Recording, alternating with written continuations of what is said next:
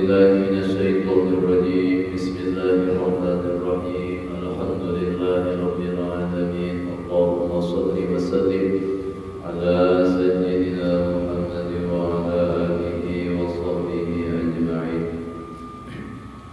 رب اشرح لي صدري ويسر لي أمري واحلل عقدة من لساني يفقهوا قولي سبحانك لا علم لنا إلا ما علمتنا سبحانك لا علم لنا إلا ما علمتنا إنك أنت العليم الحكيم ولا حول ولا قوة إلا بالله العلي العظيم بسم الله الرحمن الرحيم باب الضحية والعقيقة Alhamdulillah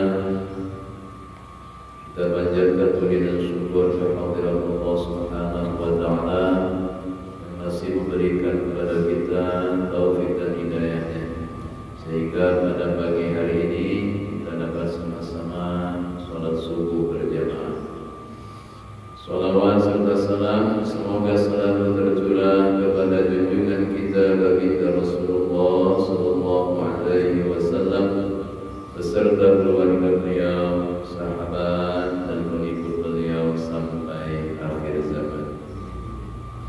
Pada kesempatan pagi ini, ulun sedikit membacakan tentang bab dhahiyah atau bab masalah kurban, masalah berkurban. Karena alhamdulillah kita sudah dekat dengan hari raya kurban. Kalau nggak salah ini sudah masuk 1 Dzulhijjah kan? Ada yang hari ini masuknya, ada yang Sabtu, ada yang Kamis kan?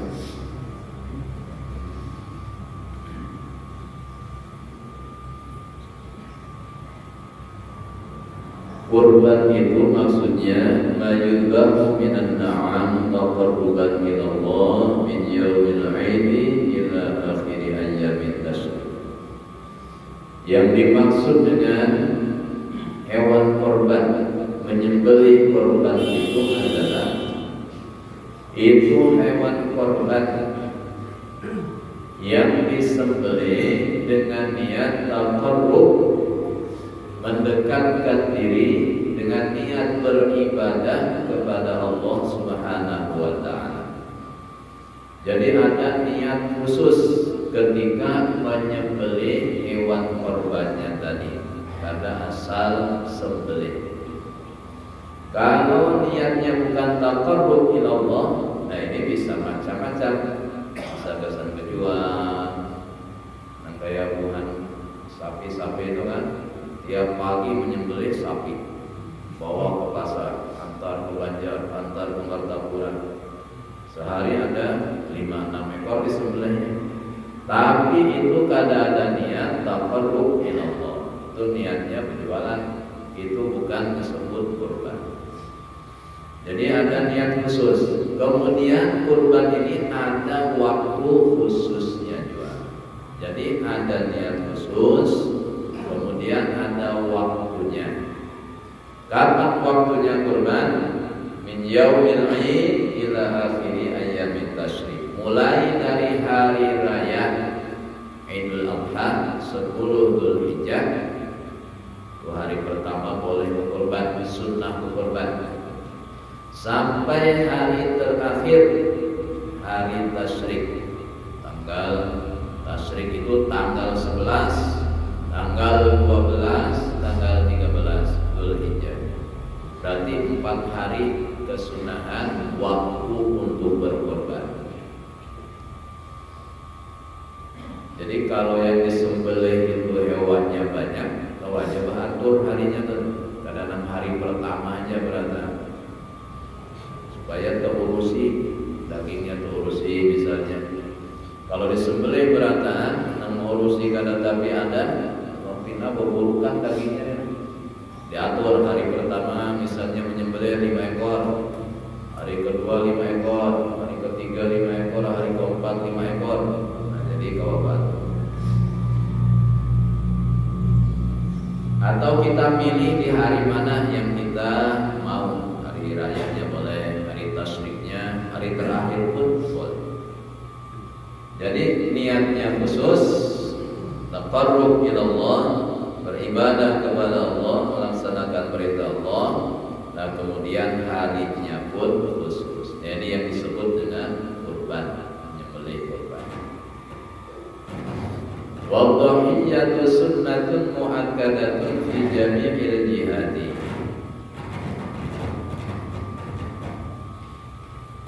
Dan menyembelih hewan korban ini itu hukumnya adalah sunnah muakkadah.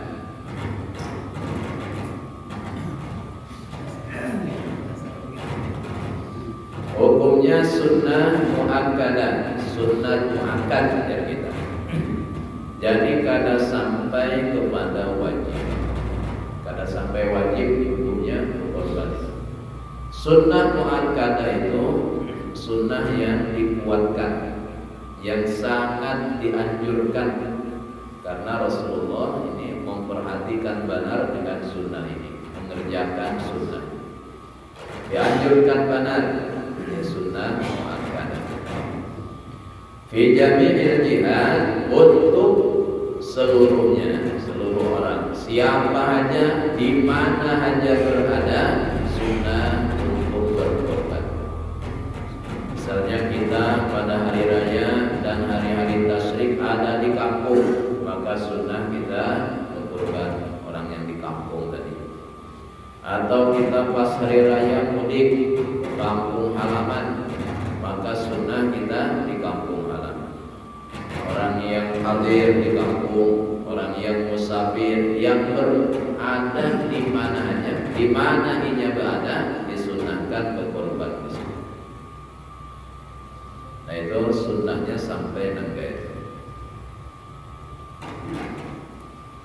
Jadi bagus juga daging korban itu di mana kita ada, di situ kita menyembelih, di situ-situ juga kita bagi-bagi. Kadang kayak ini, misalnya kita menyembelih di sini, kelurahan sini, lalu dagingnya dikirim ke sungai, ke Jawa, kemana-mana. Kasihan yang di kampung pada merasain, dapat kabarnya aja, menyembelih jadi 5 ekor, tapi dagingnya kesana berata, kemana-mana. Nah ini kadang bagus, sunnahnya kayak itu. Di mana berada, di situ sembelih, di situ juga bagian.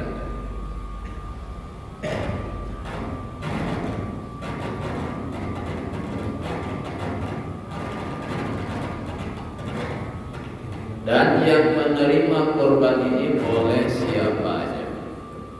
Yang miskin boleh, bagus.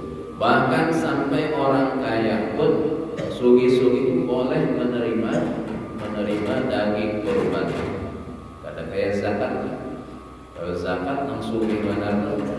Nah itu kada boleh menerima zakat.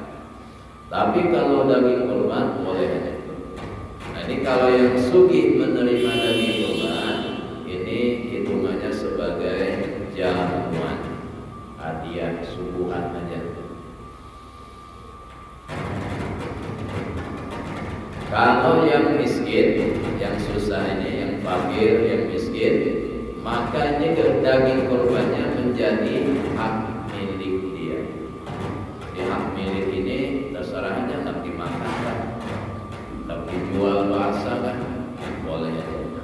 Milikinya sudah. Tapi kalau langsung tadi sebagai hidangan, sebagai jamuan, jangan menjual-jualnya. Kebanyakan dapat daging korban di bak kulkas. Aku makan ini kadang habis sebulan ya, baik dijual sekali-kali. Angka yang miskin-miskin tadi nih, dijual sedikit. Nah, ada 20 kilo dijual sedikit. Kali 100.000 misalnya, lumayan ya. Nah itu boleh aja, tidak apa-apa. Milik kita sudah, bagian kita.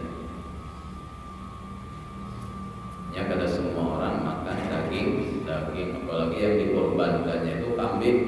Kada makan dagingnya, berusuhan lawan kambingnya. Kawan sudah makan kambing, raw, ada raw, tak siup. Ada yang serumahan ada kawan makan, ada jual. Dijualnya terserahnya bebas. Wa yazidu ta'akkuluha fi haqqil hujjati bimina. Dan bertambah-tambah kesunahannya ini, kuatnya kesunahan berkurban ini bagi orang-orang yang berhaji dan berada di Mina. Berhaji ketika berada di Mina. Ini tambah dianjurkan banget orang yang berhaji. Jadi kurban ini mencakup orang yang ada di kampung, orang yang musafir, yang bertulakan kemana-mana, bahkan orang yang berhaji dianjurkan. Jadi waktu itu umat Islam ini sealaman ini jamuan dari Allah merasakan nyamannya daging beragam. Nah, harusnya kayak itu sealaman seluruh orang beriman merasakan daging pada hari-hari tasyrik atau hari raya. Nah, kalau Allah kadang menyuruh nangga ini, kadang mensyariatkan nangga ini, pada berataan kita. Makanya ada setiap tahun kita ini ada kesempatan merasai makan. Kalau nangga yang Tuhan kita ini mungkin kawahnya apabila dihantamlah, tukar di kulit, tukar di gambut, daging aja, kawah aja duitnya pula. Tapi kada semua orang kawan nangga itu. Ada yang pertemuan daging ini ya hari rayanya, raya Idul Adha atau hari tasyrik juga setahun sekali itu kawan memakan daging banyak nangga itu kada sedikit. Kalau nangga kita di kota nangga ini lah kapan aja ada aja duitnya, ada aja pulang. Nah, ini makanan istimewa, menu istimewa, iwak yang istimewa daging ini. Dan Nabi juga menyukai makan daging. Nabi ketujuh makan daging. Ketika orang-orang berhaji berada di Mina, nah itu waktunya menyembelih kurban. Ya, kalau tanggal 10, tanggal 9 masih wukuf di Arafah. Belum ada menyembelih di Arafah ini. Karena tanggal 10 mulai ke Mina. Nah, di Mina situ menyembelih hewan kurban jemaah haji. Nah, itu di Mekah itu kan karena hampir sekian persen orang yang berhaji itu berkurban berataan, banyak yang berkurban, mungkin ratusan ribu hewan kurban, mungkin sampai jutaan. Nah, maka daging itu dibagi-bagi sampai ke mana-mana. Karena banyak stoknya nih, kalau sampai keluar diberiakan sampai keluar kota. Kenapa di Mina? Karena peristiwa berkorban ini, menyembelih korban ini, itu diambil dari peristiwa Nabi Ibrahim menyembelih Nabi Ismail. Itu kejadiannya, peristiwanya di Mina. Jadi Nabi Ismail ini dibawa ke Mina. Hendak disembelih atas perintah Allah. Disembelih oleh Nabi Ibrahim.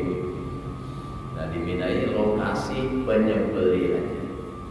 Cuma sebagaimana kita tahu kada jadi disembelih, diganti oleh Allah dengan hewan, dengan kambing kibas, kambing biri-biri yang Allah ambilkan, bawakan dari surga lewat malaikatnya. Akhirnya yang disembelih bukan Nabi Ismail, tapi kambing tadi. Sampai ada komentar sebagian ulama, andai kata waktu itu Nabi Ismail disembelih oleh Nabi Ibrahim, maka akan ada syariat sunnah menyembelih anak. Sampai ada ulama yang berkomentar seperti itu. Andai kata kejadian Nabi Ibrahim menyembelih Ismail, maka mungkin kena disyariatkan di dianjurkan menyembelih anak sampai nangka itu. Maka jadi alhamdulillah menjadi itu kayak patulah bina macal-macal masih anaknya.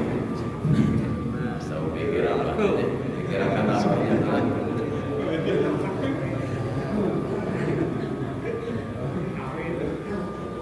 Bawa ke Mina nih, jawabannya lah. Ada masih bawa ke Mina nih. Nah ini semuanya anugerah dari Allah. Cukup dengan kambing aja bikin berat kita saudara, berat. Jarang kita nangkawat tiap tahun, jarang. Kalau tiap tahun jarang. Padahal kambing itu keluarga lain orang kita kan. Kambing ini lain keluarga kita, tapi berat juga kita nyembelihnya. Sebab pakai duit kita. Mudah-mudahan disugikan kita berada di luaskan rezeki kalau kita berkorban. Amin. Nah orang yang hendak berniat berkorban sudah hendak berkorban, pasti dah berkorban. Karena hari raya ini pasti berkorban. Maka itu dimakruhkan mulai 1 Dzulhijjah itu berpotong kuku. Jangan berpotong. Jangan bertatak rambut, gunting, potong rambut.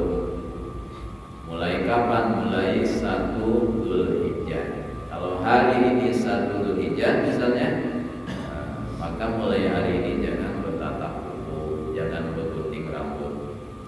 Ini untuk orang yang berkorban, yang pasti berkorban, sudah siap duitnya, sudah siap, atau kambingnya sudah siap juga.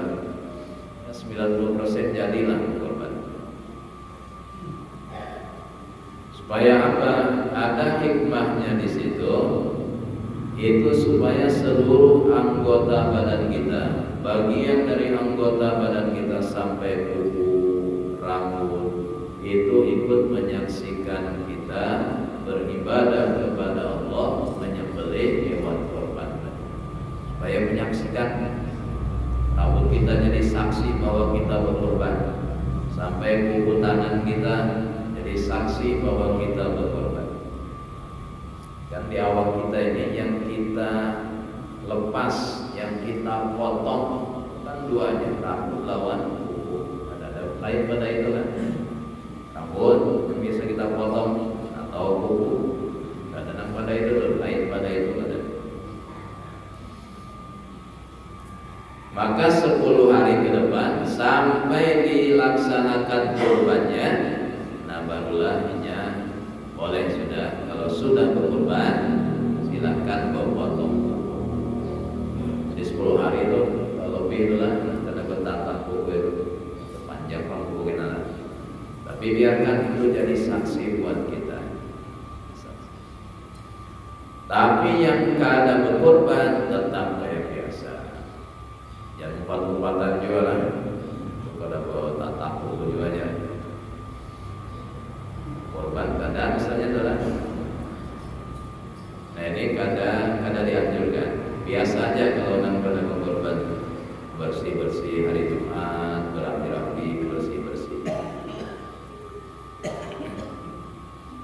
Wa yadkhulu waqtuha idza tala'ati syamsu wa madama zamanun yasa'u salatal 'idi wa khutbataini. Kemudian waktunya, waktu untuk berkorban. Masuk waktu berkorban itu apabila telah timbul matahari, terbit matahari. Jadi standar waktu korban itu pertama matahari itu sudah terbit. Misalnya ini pupuk atas cakrawala, lalu matahari sudah timbul terbit. Nah, itu pertama. Jadi sebelum terbit ini karena boleh kita berkorban. Dan jam kayak ini belum terbit matahari lagi, belum timbul, belum ada lagi matahari. Ini belum masuk waktu berkorban pada hari raya. Sungsungan belum terbit lagi matahari. Bukan cuma itu, ada lagi setelah terbit matahari tadi kemudian berlalu oleh waktu yang kira-kira cukup melaksanakan sholat Id beserta khutbahnya. Ya, kalau terbit matahari berarti isyraq kan? Isyraq sudah. Nah setelah itu tambahi lagi. Nah kira-kira biarkan naik matahari itu selawas kayak orang mengerjakan 2 rakaat sholat Idul Adha dan mengerjakan 2 khutbah. Kira-kira berapa menit itu lah? Ya, mungkin 20 menit, melawas setengah jam. Jadi matahari timbul, biarkan setengah jam naik. Nah itu sudah masuk aja waktu untuk berkorban. Setengah jam itu insya Allah tuh 2 khutbah, 2 rakaat sholat Id itu cukup aja. Dan standarnya adalah sholatnya jangan tilawas ayatnya, khutbahnya kadang tapi lawas.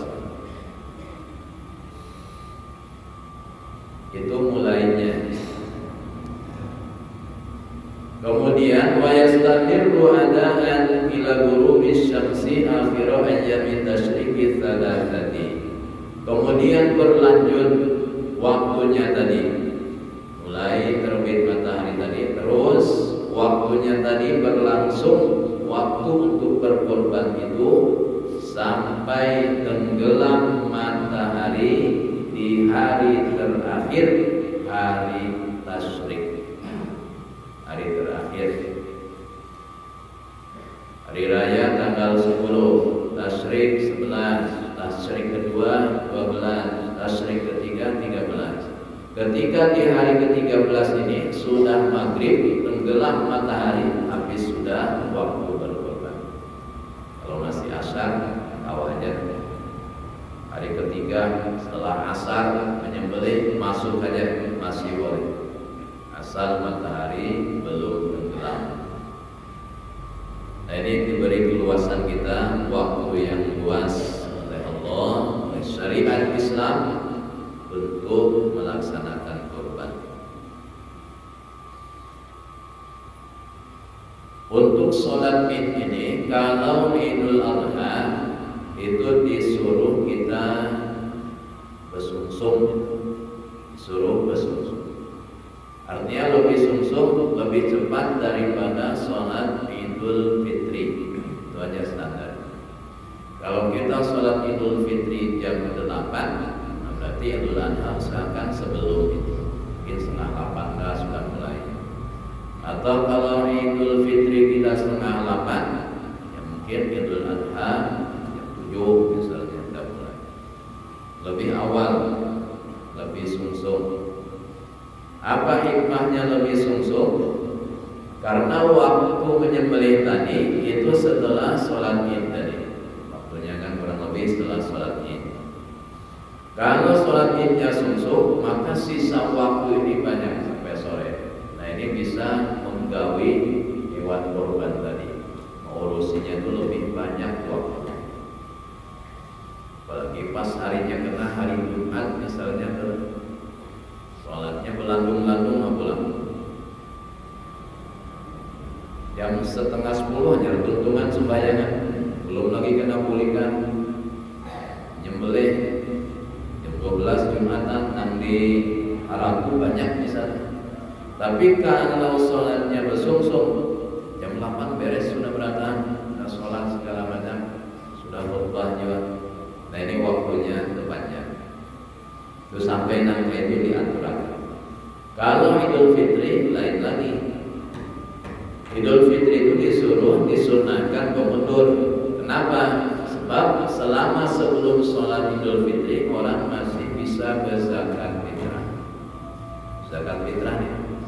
Jadi kalau sungsung benar sholatnya, nah ini orang kasihan yang belum berzakat fitrah nih. Anak antar ini waktunya mepet banget.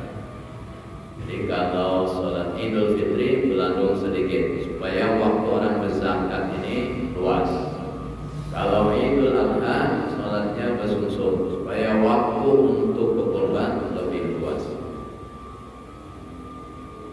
Kalau masalah khutbahnya panjangnya itu sama aja, Idul Fitri, Idul Adha itu sama aja panjang.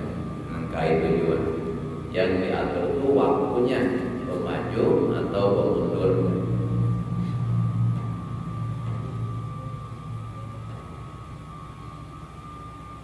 Faman dzabaha dhahiyatahu qabla dukhuli waqtiha lam taqah lahu dhahiyatun. Maka siapa yang menyembelih hewan korbannya tadi sebelum masuk waktunya, masih gelap lagi, hanya sholat subuh untuk sembelihnya sudah, apalagi beluman subuh sudah menyembelih, jauh benar, belum masuk waktunya, maka sembelihannya tadi itu tidak jatuh sebagai sembelihan hewan korban karena dianggap hewan korban sembelihannya. Jadi dianggap penyembelih biasa, kayak orang penjual karena dapat pahala untuk korban. Makanya waktunya harus kita perhatikan. Nah ini ngarannya yang berwaktu pengatur nangka ini masuknya kepada ibadah mahdoh, ibadah yang aturannya itu sangat rinci, waktunya, waktu pelaksanaannya, tata caranya, itu ibadah mahdoh.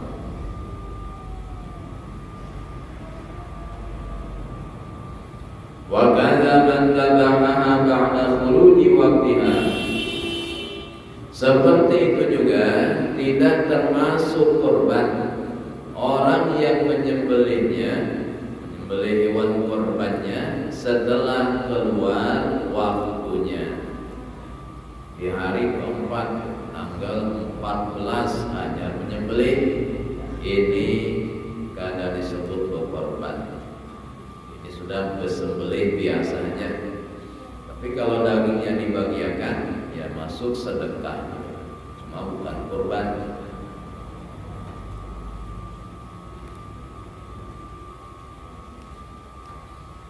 Illa idza nadhara dhahiyatan mu'ayyanatan aw dhahiyatan fi dhimmatihi thumma 'ayyana al-manzura wa akhara dhabha hatta kharaja al-waqtu fa innahu yalzamuhu ba'dahu wa yakunu qada'an. Kecuali tadi kalau keluar waktu kadang termasuk hewan korban, kecuali orang ini bernazar dengan berkorban. Ini aku nazarkan sapi ini aku sembelih jadi hewan korban. Benazar, ucap benazar. Lalu tanggal 10 karena disembelih dia lagi. Tanggal 11 belum disembelih ini. Dan dinazarkan sudah sapinya nih, dinazarkan kasan dikorbankan. Tanggal 12 belum dipotong juga. Tanggal 13 belum dipotong juga. Maka meskipun waktunya ini sudah habis, tetap dia wajib menyembelih hewannya tadi. Meskipun di tanggal 14 kah atau di 15, tetap dia wajib menyembelihnya. Kenapa wajib? Karena sudah dinazarkan. Kalau dinazarkan ini sudah jadi wajib hukumnya. Lalu karena di luar waktu jatuhnya sebagai qadha. Jadi qadhaan jadinya mengqadha yang wajib. Kalau nazarnya tadi dilaksanakan di 4 hari tadi, maka jatuhnya sebagai adaan tunai. Kalau di luar waktu qadha, tapi tetap wajib disembelih karena dinazarkan. Aku bernazar sapi ini gasan disembelih dengan hewan korban, jadi hewan korban. Ucap bernazar naga itu jadi sudah hewan korban yang dinazarkan. Jadi wajib baginya. Sampai di salah satu kitab itu dijelaskan Andai kata orang itu bawa sapi, irit sapi di kampung kah misalnya, lalu ada yang bertakun, sapi apa tuh ya teman? Man sapi apa? Sapi apa teman? Ujarnya ini sapi gasan berkurban, gasan aku berkurban. Itu di kitab itu dijelaskan itu sudah menjadi kurban wajib sudah. Mau kada mau harus disembelih, wajib disembelih. Jawabannya tadi benar, nama wajib disembelih.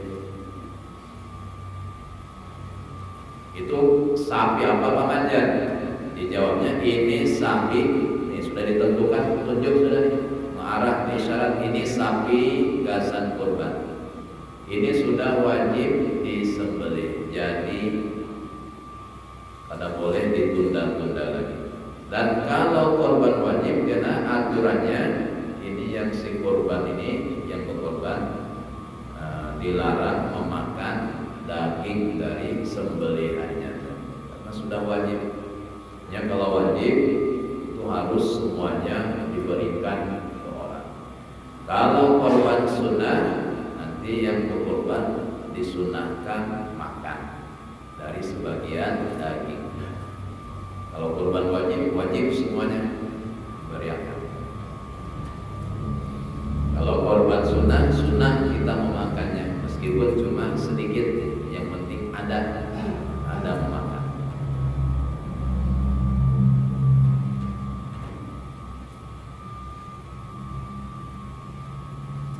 Wa yaqumu ta'khiru dzabhin wajibah an waqtiha bila udhrin. Dan haram mengakhirkan menyembelih korban wajib tadi, diakhirkan dari waktunya dengan tiada udzur.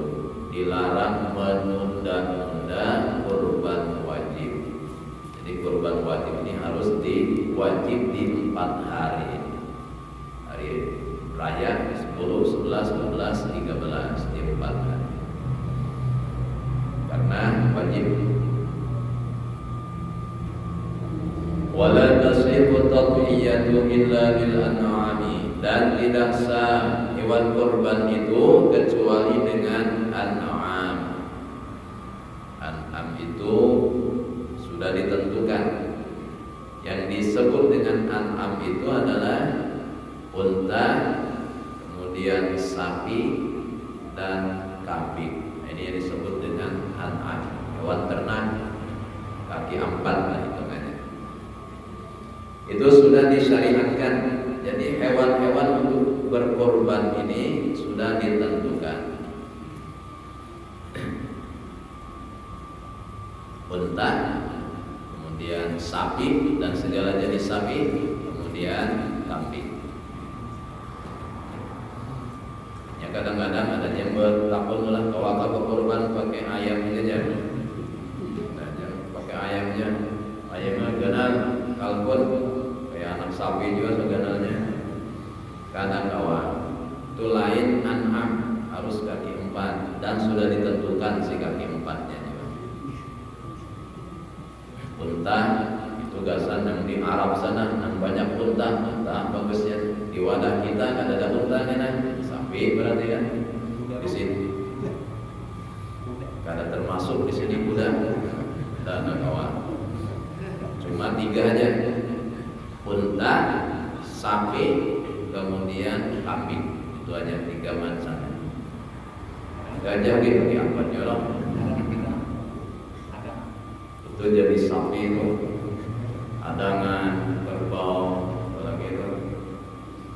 Pokoknya sapi dan segala jenisnya. Sapi juga kan adangan, sapi, lembu kan sebutannya. Sapi nang ganal apa? 1 ton beratnya tuh. Limusin, sapi aja juga tuh.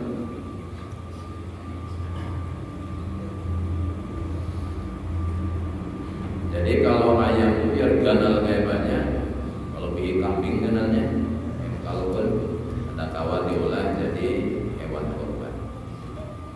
Sudah ditentukan dengan syariat jenis binatang.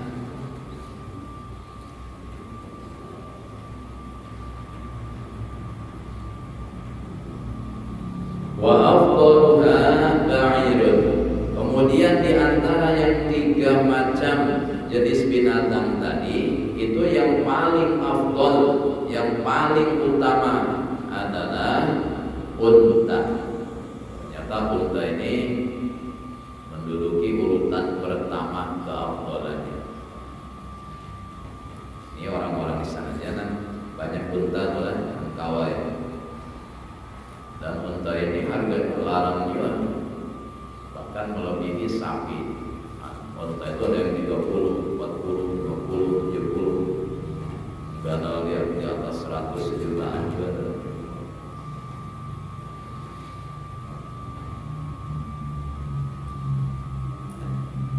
Unta itu daging lehernya gitu, semeter dah. Lehernya aja tuh, dagingnya di lehernya tuh lah. Sapi paling berapa lehernya? 2 kilan paling. Unta yang semeter lehernya aja dagingnya. Ini paling harat sudah unta ini. Dan ini binatang kesayangan orang-orang di sana. Harta kekayaannya ya dari unta ini. Sugi-sugi itu banyak unta. Kemudian berikutnya thumma baqaratun, kemudian sapi. Nah ini sapi menempati urutan kedua. Thumma syatun, kemudian kambing biri-biri, kambing kibas. Kambing ini segala jenisnya masuk aja juga. Biri-biri, domba, kambing kacang, kambing ya, pokoknya asal kambing. Ini segala jenis kambing masuk aja di sini. Biri-biri itu kalau di TV jarkanakan, betul? Sindesip kan? Sindesip kan? Nah itu jenis biri-biri itu kambing kan? Ada kimosnya kan? Nah ini 3 nih, unta. Di bawahnya lagi yang afdal, setelah itu sapi, nah banyak menjadi pada kita. Kemudian kambing. Wasab musyayahid afdalu min ba'irin. Kemudian 7 ekor kambing, kambing kibas, kambing biri-biri, itu lebih afdal daripada seekor onta. 7 ekor kambing, punya 1 orang, 1 kambing. Kalau orang itu ber7, nah ini 7 kambing. Sementara unta itu seekor bisa juga gasan ber7. Seekor kambing untuk 1 orang. Kalau seekor unta untuk 7 orang. Seekor sapi 7 orang juga.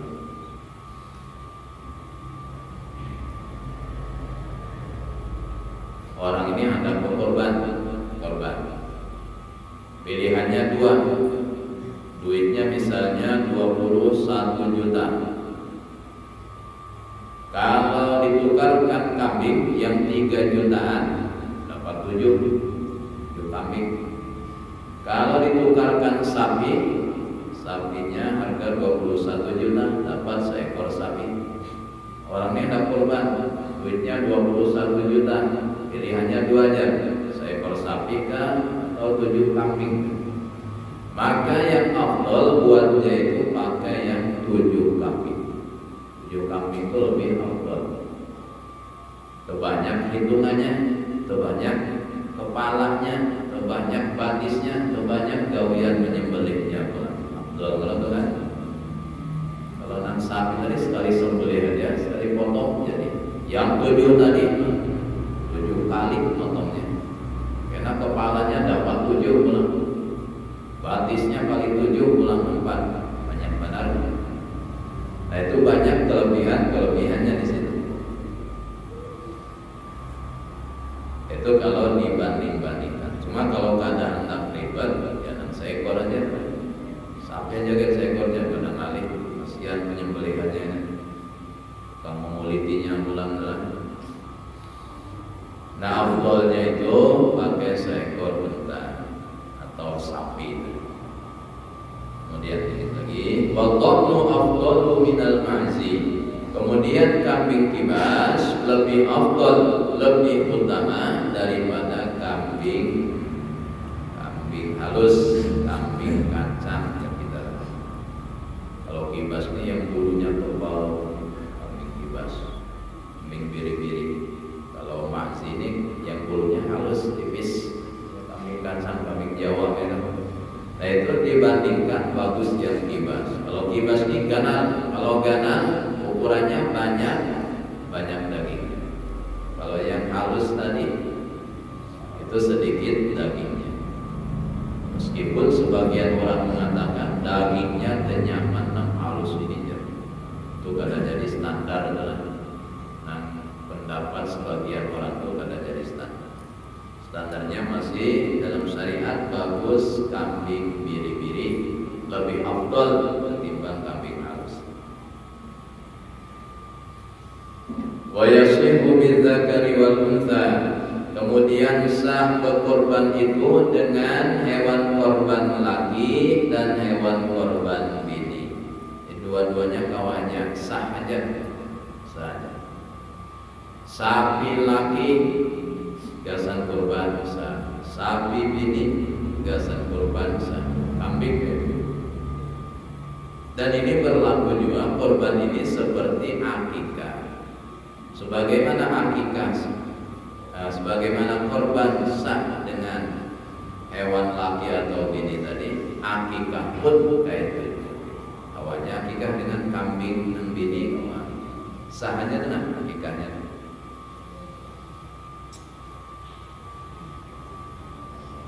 Illa in kanat qubla, kecuali kalau nang bini tadi itu sedang betianan. Nah ini kada boleh. Sapi bini betianan diolah hewan korban kada sah. Tak boleh, kada sah. Kemudian kambing bini sedang betianan diolah hewan korban kada sah. Jadi sah itu kalau kada betianan, sah nang bini tadi. Kalau betianan kada. Sebab kalau betianan itu biasanya dagingnya kurang. Ya, tertarik ke anaknya sebenarnya. Dagingnya kurang. Tapi antara laki dan bini ini wadzakaru afdalu. Kemudian yang laki-laki itu lebih afdal, lebih utama. Nah di sini yang kita pakai biasa. Meskipun dua-duanya ini sah, memakai korban yang laki-laki ini lebih diutamakan, lebih afdal, lebih bagus. Ada nang laki aja. Nah syariatnya nang kayak itu. Apa hikmahnya diafdalkan yang laki? Kalau kena diafdalkan yang bini, kena habis kambing bini itu. Wasabi. Kalau populasi nang bini ini habis, makin berkurang yang beranak kena. Tapi kalau yang disembelih ini selama 4 hari nang laki, masih banyak nang bininya, kok anak pulang ini. Anakan banyak pulang kena jumlahnya. Nah, kalau andai kata disyariatkan diafdalkan yang bini, nah, bisa habis kena nang bini doang. Nah, tinggal nang laki aja, nang laki ini kada beranak-anakan.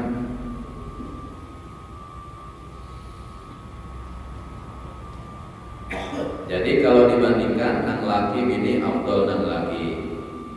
Fa in kathura nazawanuhu fal unsal lati lam talid afdalu minhu. Kemudian kebalikannya pula. Tadi antara nang laki dengan nang bini afdal nang laki. Nah sekarang kalau nang laki ini gawiannya menjadi pejantan. Pejantan sekandangan ini aja pejantannya. Mengolah sekandangan itu betianan ini aja gawian. Nah ini dibandingkan dengan nang bini, maka afdal nang bini ketimbang sapi atau kambing yang banyak menjadi pejantan. Ya sama hamirin nang bini-bini tadi. Nah sebab biasanya kalau jadi pejantan itu kemungkinan dagingnya kurang, awaknya kurus. Banyakan pejantan nang bini tadi. Lalu bandingkan lawan nang Nang bini tadi afdol nang bini ketimbang nang laki, tapi sebagai penjantan di tempat. Nah, itu beberapa hal yang berkaitan dengan korban. Insyaallah kita sambung pertemuan yang akan datang, insyaallah masih berkaitan dengan korban.